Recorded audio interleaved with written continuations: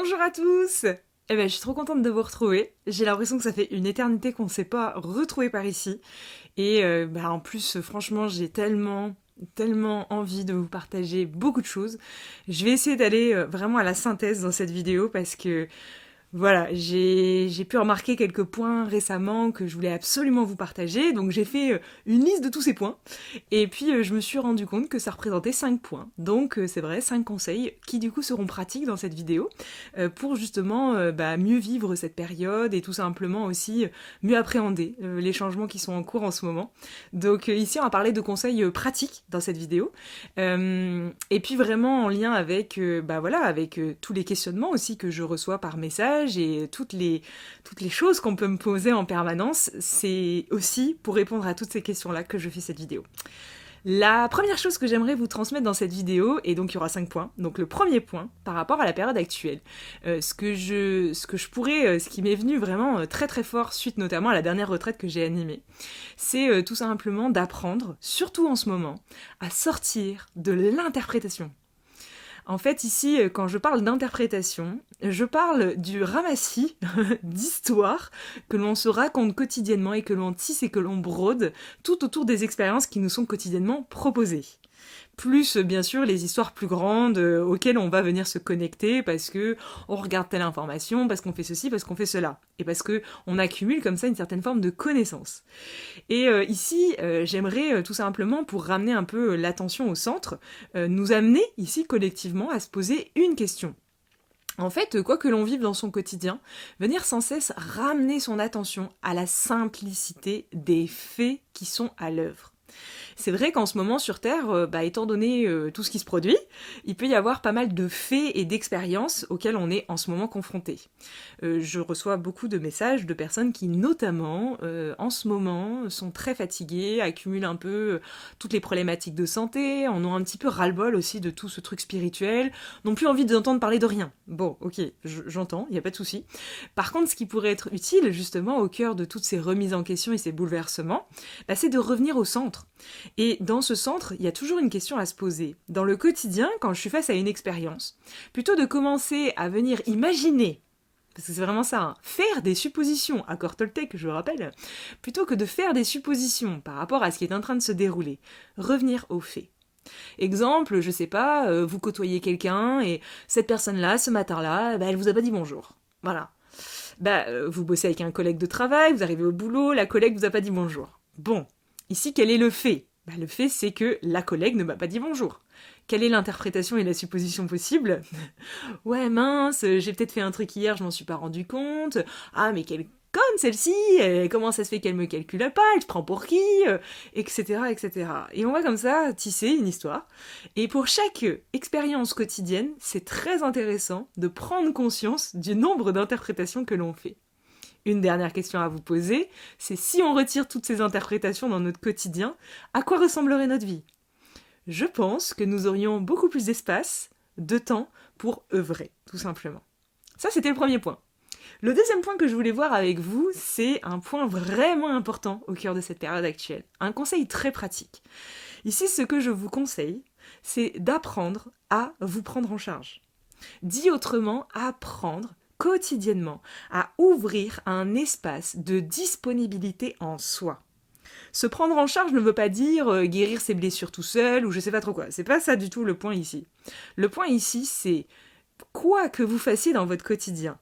Peu importe l'état dans lequel vous vous trouvez. Je rappelle que cette planète Terre est régie par une loi qui s'appelle la loi de l'impermanence. Donc c'est sûr que dans une journée, on monte, on descend 50 fois. Il n'y a pas de souci avec ça. Peu importe l'endroit où vous vous trouvez là dans l'instant. Eh bien ici, l'idée, c'est d'apprendre à se prendre en charge avec ça. C'est-à-dire ne pas se laisser happer par tout ça, peut-être un temps, mais ensuite revenir à soi. Et tout le temps où justement on est absorbé par tout ça, c'est de l'expérience. Il n'y a aucun souci avec ça. Par contre ici, c'est une fois que je prends conscience que je suis absorbée par que je suis aspirée par tout ce mouvement extérieur, ou intérieur aussi, une fois que j'en prends conscience, je me prends en charge. J'attends pas que la planète Terre bascule dans un nouvel éveil de conscience pour régler mon problème, tu vois. J'attends pas que ma mère m'appelle ou que j'aille voir du schmoll pour me réaligner mes chakras. Non, j'apprends à le faire par moi-même, tout simplement. Et ici, j'appelle ça ouvrir un espace de disponibilité en soi. Ou réouvrir, parce que souvent, quand on est aspiré, c'est qu'on est fermé. C'est comme un interrupteur, ouvert, fermé, ouvert, fermé. Quand on se rend compte, parce que ça commence toujours par une prise de conscience, cette affaire, hein, il y a toujours la conscience qui arrive d'abord. On se rend compte qu'on est aspiré. Quand on est aspiré, c'est le bouton fermé. Et bien ici, l'idée, c'est, maintenant que je conscience que je suis fermé, eh bien, je me prends en charge, tout simplement. J'ai pas dit qu'il fallait faire mille et une pratiques, attention, parce que souvent, à ce moment-là précis, on va pas chercher à se prendre en charge, on va chercher à aller mieux. Aller mieux n'est pas égal à se prendre en charge. Se prendre en charge veut dire ouvrir un espace à nouveau d'ouverture en soi. Ça veut pas forcément dire aller mieux derrière. Ça veut juste dire se réouvrir énergétiquement, se réouvrir corporellement à ce que la vie me propose dans l'instant. Admettons, je suis dans une situation délicate, ça va pas du tout, j'ai deux choix. J'en prends conscience. Choix numéro 1, je commence à ruminer, à chercher une solution pour aller mieux, à appeler du schmoll pour m'aider, à faire ci, à faire ça. Et là, ici, je cherche à aller mieux. Ça, c'est pas ouvrir un espace de disponibilité en soi, ça c'est chercher à aller mieux. Ici, ce que je propose dans cette vidéo, c'est complètement différent. C'est plutôt que de chercher à aller mieux, c'est se prendre en charge pour réouvrir l'espace de disponibilité en soi, peu importe l'état dans lequel je me trouve. Donc ça peut être la tempête à l'intérieur ou à l'extérieur, mais je fais le choix de me réouvrir au cœur de cette tempête. On appelle ça le lâcher-prise, voilà. Mais alors, concrètement parlant, un exercice que j'aimerais du coup vous transmettre, une clé très simple à comprendre, c'est que le lâcher-prise, c'est un grand mot qui veut rien dire, comme l'acceptation, c'est un grand mot qui veut rien dire, et de toute façon, c'est un terrain très glissant de commencer à parler de ça. Moi, ici, je ramène les choses à beaucoup plus de simplicité. Ici, quand je parle d'ouvrir un espace de disponibilité en soi, c'est simple. Ce qui est ouvert fait ça, ce qui est fermé fait ça. Ce qui est ouvert détend et ouvre, ce qui est fermé contracte et serre. Et ici, cette contraction ou cette ouverture va se sentir dans le corps physique, tout simplement. Donc c'est quand je prends conscience que je suis fermée, souvent je prends conscience que mon corps physique il est tendu. Et ici j'arrive sur le troisième point, que je voulais vous témoigner ce soir, j'arrive tranquillement à ça, c'est apprendre à utiliser notre boussole intérieure. On a un corps physique qui nous sert de boussole. Sauf qu'on ne veut pas regarder le corps physique parce qu'on croit que le corps physique ça sert à rien et que c'est une enveloppe soi-disant pas réelle, gna gna gna gna gna gna gna. Alors ça c'est bien gentil, hein. Je dis pas que c'est vrai ou faux, on s'en fout. Mais ici ce que je suis en train de dire c'est que le corps physique c'est quand même une boussole incroyable, je veux dire. Et ce qui est bien avec le corps physique c'est que ça restaure de manière authentique ce qui est présent dans les autres corps. Donc ici, plutôt que d'aller commencer à farfouiller et à ruminer, à étiqueter, à chercher dans les autres corps, pourquoi on n'écoute pas tout simplement le corps physique ? Dans le corps physique a été laissé, vraiment, faut imaginer le corps comme une boussole. Dans le corps physique a été laissé des curseurs, qui sont des curseurs de présence, d'ouverture ou de fermeture. Quand c'est ouvert, c'est présent, quand c'est fermé, c'est absent. C'est aussi simple que ça, en fait. Et ici, quand on comprend que ce curseur ouvert-fermé passe par le corps, on se rend compte que tout simplement le retour au corps suffit. Ici, dans les curseurs, j'aimerais en citer quelques-uns pour que vous compreniez. Déjà, j'étais en train de vous expliquer la tension ou la détente corporelle. Ça, c'est un curseur physiologique.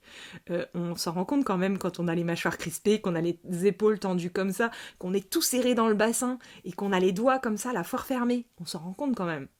Eh bien, la tension, c'est quelque chose qui est tout simplement symptomatique, j'aime pas le mot symptôme, mais qui représente ou qui illustre parfaitement l'état d'absence, l'état de fermeture. Quand on se tend, on se crispe, on se ferme. Ici, quand on réouvre le curseur, tout simplement, et l'espace de disponibilité, le corps se détend. On appelle ça le lâcher prise en fait. C'est aussi simple que ça. Le deuxième curseur que j'aimerais vous transmettre, qui est un curseur physiologique également, c'est la respiration. Alors ça paraît couillon de dire tout ça, mais en fait on s'en rend compte qu'au bout d'un moment, quand on s'est pris la tête 107 ans, et ça sera le point 4, quand on s'est pris la tête 107 ans avec l'histoire spirituelle, on se rend compte qu'en fait un retour à la simplicité ça fait beaucoup de bien dans la vie, et notamment la simplicité s'appelle le corps, voilà.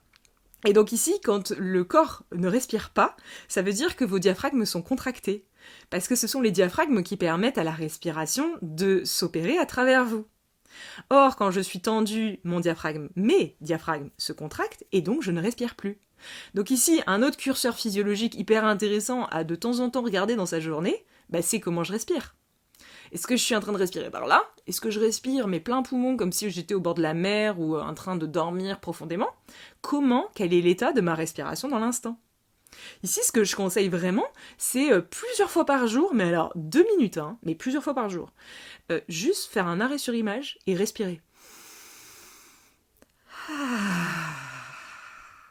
Et on prend comme ça 2 à 3 minutes plusieurs fois par jour. On vient prendre quelques profondes respirations. On inspire, on gonfle le ventre, puis on gonfle les poumons. On expire, on dégonfle les poumons, puis le ventre. On appelle ça la respiration yogique. Et donc cette respiration, tout simplement, elle va venir tranquillement réouvrir les espaces. Et au moment où on va respirer profondément, on viendra se rendre compte si oui ou non on respire. Et si on respire pas, il est peut-être temps de venir tout simplement redescendre dans le corps et utiliser le corps. Comment est-ce que je peux faire pour relâcher un corps physique? Pour relâcher un corps physique, ce qui peut être utile, c'est de venir combuster les tensions. Les tensions, c'est comme des énergies résiduelles. Donc on pourrait imaginer le corps sous son angle énergétique, on pourrait voir le corps comme vraiment les tensions dans le corps, on pourrait les voir comme des résidus d'information, qui sont en fait des résidus d'énergie qui sont bloqués, coincés à un endroit et ils sont figés, ils bougent plus. Eh bien ces résidus énergétiques, on peut les utiliser. Et comment est-ce qu'on va utiliser des résidus énergétiques dans le corps? Par une activité thermodynamique. Une activité où on va venir utiliser, c'est-à-dire combuster, c'est-à-dire activer le corps par la sudation, chaleur plus mouvement, égale combustion des énergies, soit stagnantes, soit des énergies en mouvement, parce que parfois dans la journée, on se rend compte aussi qu'on est absent, mais qu'on est super énervé. Donc ça s'appelle de l'énergie en mouvement dans le corps. Certains diraient je suis en colère, d'autres je suis comme ci, je suis comme ça, on s'en fout complètement. Une émotion, c'est une énergie qui bouge dans le corps. Et donc toutes ces énergies, elles viennent entre guillemets pénétrer nos corps, soit elles sont stagnantes, figées, rigides, soit elles sont en mouvement et on ne sait pas comment les gérer. Ici, à ce moment-là précis, l'idée c'est d'aller justement utiliser cette énergie à bon escient.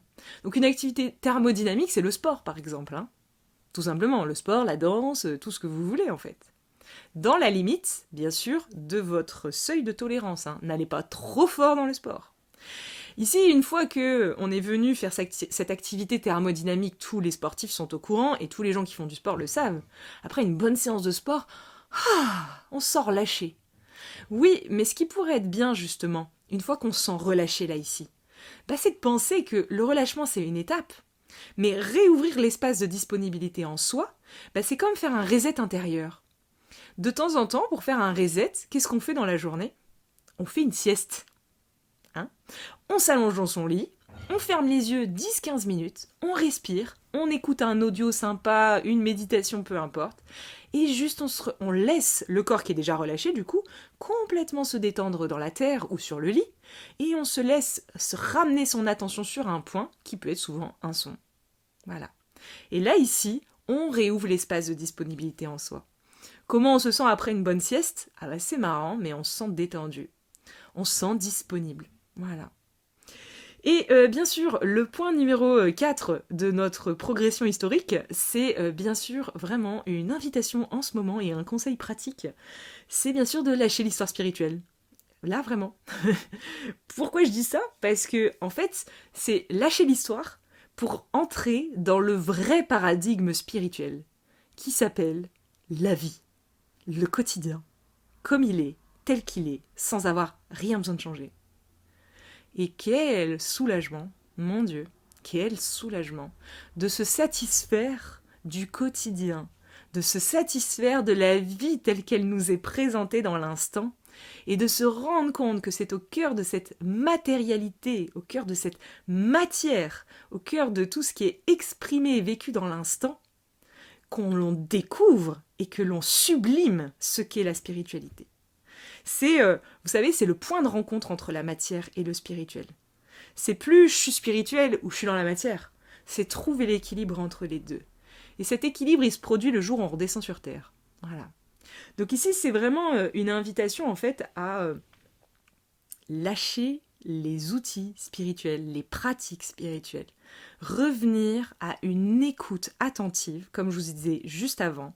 Revenir à une écoute attentive corporelle. Donc, ne plus chercher à, mais tout simplement écouter. sans chercher à. J'écoute. Ouverture, fermeture. Si c'est fermé, tout simplement je ne cherche pas à réouvrir.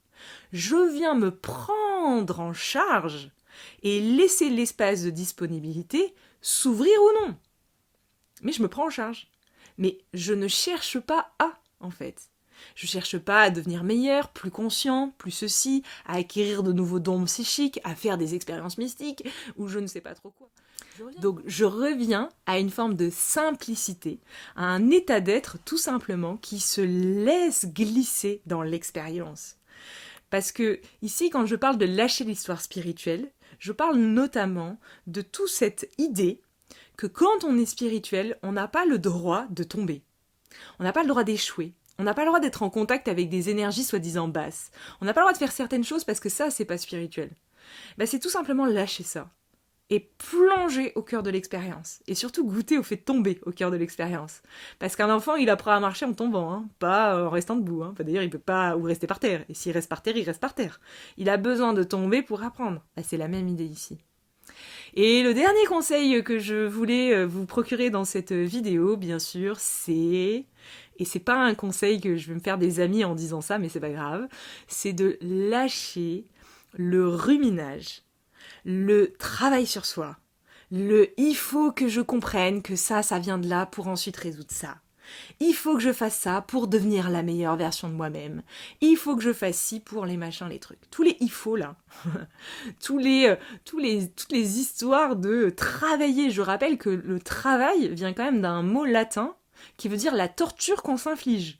C'est quand même horrible. Déjà, on pourrait remplacer travail par œuvrer. Et quand on parle de œuvrer, c'est marrant, mais c'est un autre mot. Ça donne l'impression que œuvrer, ça se fait tout seul à travers moi. Ça œuvre à travers moi. C'est pas moi qui œuvre. Je peux pas. Moi, j'œuvre. Non. Ça œuvre à travers moi. Et ici, du coup, ça invite à passer d'un paradigme où je dois trouver une solution pour résoudre mon problème à j'ouvre, la seule chose qui est demandée, hein, je laisse l'espace de disponibilité s'ouvrir en moi pour que la solution puisse passer d'elle-même à travers moi. Pour que la vie puisse m'informer de la solution la plus juste et bonne ici et maintenant pour moi. Voilà. Un petit mantra pour terminer cette vidéo, ça serait vraiment puisse la vie me guider à chaque instant, car elle seule sait ce qui est bon et juste pour moi. Voilà, je vous laisse avec ce mantra qui peut être comme une nouvelle vision peut-être à maintenir dans sa vie. J'aime pas trop la notion d'intention, mais j'aime beaucoup la notion de vision, parce que je trouve que la vision est plus élargie que l'intention. Donc ici, essayez de maintenir une vision, de vous rappeler quotidiennement, de vous ramener à vous-même, de vous ramener au centre. Je rappelle que pour se ramener au centre, il suffit tout simplement d'amener son attention au centre. On appelle ça la concentration. Voilà. Et cette concentration, ramener son attention sur un point qui n'est pas que spirituel, qui peut être faire la vaisselle, jardiner, tout ce que vous voulez, n'importe quel point. Ça peut être faire une activité que vous aimez, un art plastique, ou ramener votre attention sur un mantra ou sur votre souffle, hein, ça y a pas de souci. Mais vous pouvez aussi ramener votre attention quand vous êtes au travail, en train d'écrire un mail, en train de répondre à un collaborateur au téléphone, en train d'échanger avec quelqu'un. Vous pouvez être vraiment là en le faisant. Et ça, il suffit juste de ramener son attention sur ce que vous êtes réellement en train de faire. Et tout ça, ça s'apprend.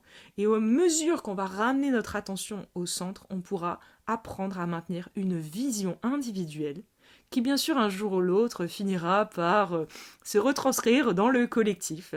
Puisque, comme je le dis souvent, le nouveau monde est déjà là, il est à l'intérieur de chaque être. Mais pour qu'il puisse véritablement s'illustrer à l'extérieur, eh bien, il est nécessaire tout simplement de lâcher certaines de nos ombres en nous et arrêter de maintenir toutes ces histoires, ces interprétations, ce ruminage qui nous écarte en fait en permanence de l'être véritable que nous sommes. Voilà. Puis cette vidéo vous apporter ce dont vous avez besoin ici et maintenant, hein. Et puis, n'hésitez pas à partager, à commenter si vous avez des questions. J'essaierai le plus possible d'y répondre. Je vous embrasse bien fort.